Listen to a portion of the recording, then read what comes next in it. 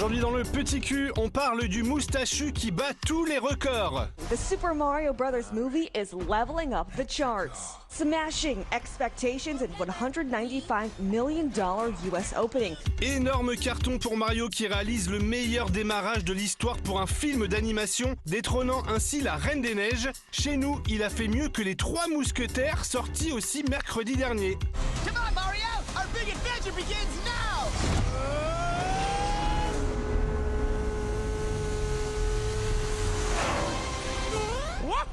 Dans le top 3 des persos les plus reconnaissables avec Mickey et Gérard Larcher, Mario apparaît en 1981 dans le jeu Donkey Kong. À l'époque, il s'appelle Jumpman et il est charpentier. Il change de blase en 85 et devient plombier pour Super Mario Bros.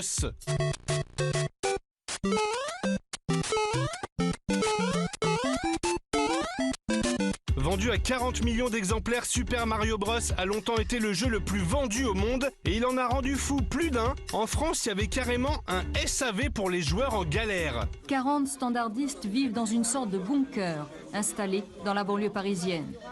On les appelle les mutants.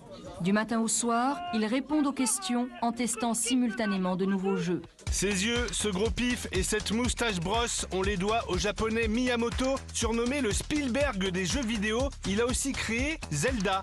Yahoo! 皆さん、こんにちは。マリオのお父さんの宮本です。 Avec Mario, Miyamoto a fait gagner des milliards à Nintendo avec des produits dérivés à l'infini, un parc d'attractions au Japon et des collabs en tout genre, de Lego à la moutarde de Dijon. Avec Amora, Super Mario est encore plus fort. Que ce soit sur Nintendo 64, Game Boy, Wii ou Switch, la hype du plombier a traversé les époques sans jamais retomber. En 2016, il débarque même sur iPhone avec lancement en grande pompe par Tim Cook. Welcome Mario! Tim Cook qui n'est pas le seul ambassadeur VIP de Mario puisque le plombier s'est même offert Penelope Cruz. Buongiorno, can I have a mushroom, please? Alors c'est pas la première fois que Mario est adapté au cinoche, il y avait déjà eu une tentative en 93 et ça a été un carnage. Le film est considéré comme l'une des pires adaptations ciné d'un jeu vidéo. They're brothers. They're plumbers. They're on the trail of a kidnapped princess. Super Mario Brothers. Véritable nanar, le film a coûté 50 millions de dollars mais n'en a rapporté que 20. Un fiasco qui va refroidir Nintendo puisque le studio ne va plus adapter ses jeux sur grand écran pendant 30 ans. 30 ans plus tard, revoilà Mario en film d'animation. Miyamoto a participé à l'écriture pour mieux coller au jeu, mais petite déception pour les fans américains, c'est Chris Pratt qui fait Mario et pas ce monsieur qui le doublait depuis toujours.